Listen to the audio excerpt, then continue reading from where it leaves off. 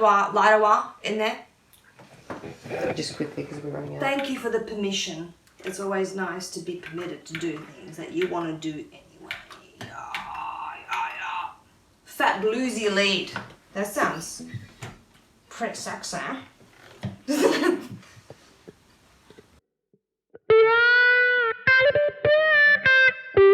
Actually, I got to make sure that this one's off. It is, yes, because it should have a light. All these things should have a light, but anyway.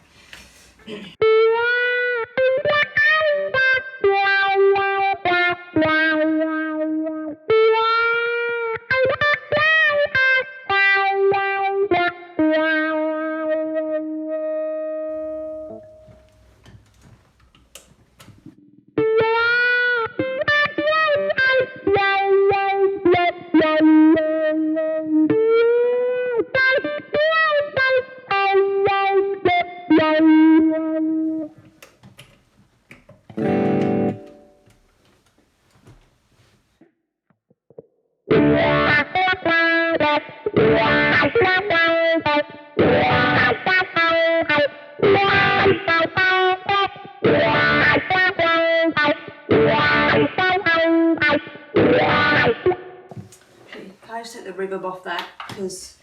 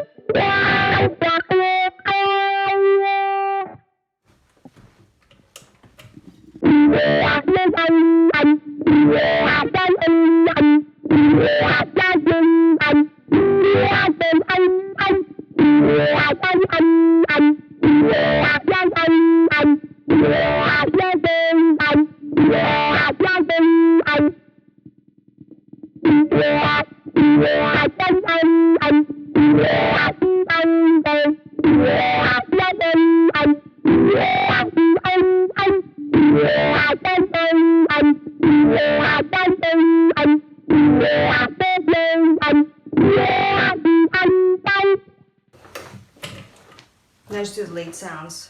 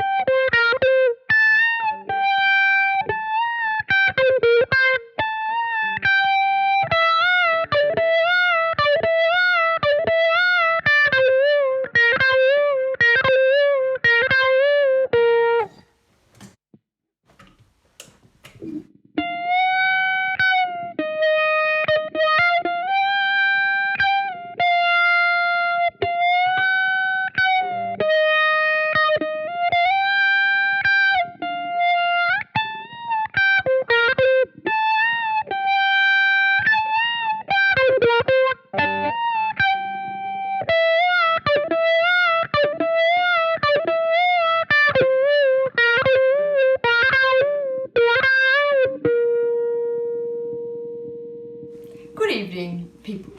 I think that, how did it sound to you? Because while I'm playing, it may be different. No, it sounded good. I liked it. Which one did you prefer? Do you have a preference at all? Well, one thing that is definitely noticeable to me is that the noise level. I'm not talking floor noise, but I'm talking room noise. Using the Joe Bonamassa wah is noisier. Maybe just needs some oil on it or something, I don't know. Whereas the GT-1 is a lot quieter when you're using the wah. Floor noise as well. I think the Joe Bonamassa still had a little bit more floor noise. Yeah. As well, I would say. But in some ways they seem very similar, and at other points different. Depends on what you had it set to. I think, yeah, under certain conditions, the Bonner might sound slightly better. Under certain conditions, the GT-1 might sound slightly better, but I definitely wouldn't say that the Bonner, because it's a, analog wah, beats the GT-1. I think the GT-1 is as good, but in terms of as a player, the GT-1's far more comfortable to play. The Joe Bonner is very loose, and I know that you could probably tighten it, but I don't think you could tighten it enough for it to be as nice and tight as the GT1. The GT1 feels solid, it feels natural. This feels loosey-goosey, and therefore less comfortable, and therefore you feel like you've got less control because it's very loose. It seemed harder for you to switch on as well.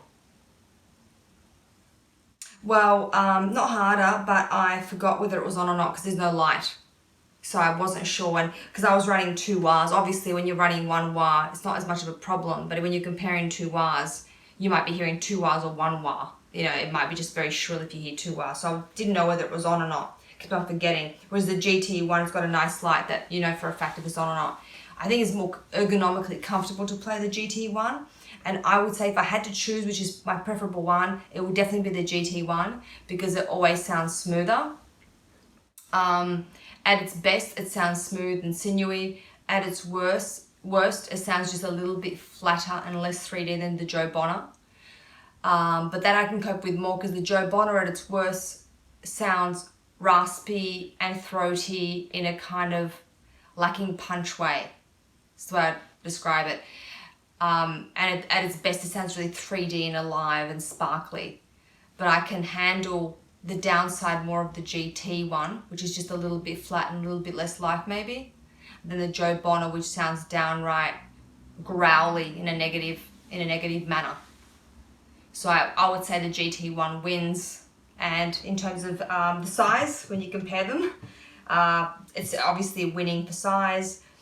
You can have more sounds from the GT1 because you have different models of wah. I only use one. I don't even know which one I use. I use Fat Bluesy Lead, whatever is the wah. I think it's probably Crybaby because most of them are programmed with a Crybaby as a default. And the other one I was using Fat Bluesy Lead, which is user 16 patch. And before that, I was using, oh no, I wasn't going that direction. I was using, quickly.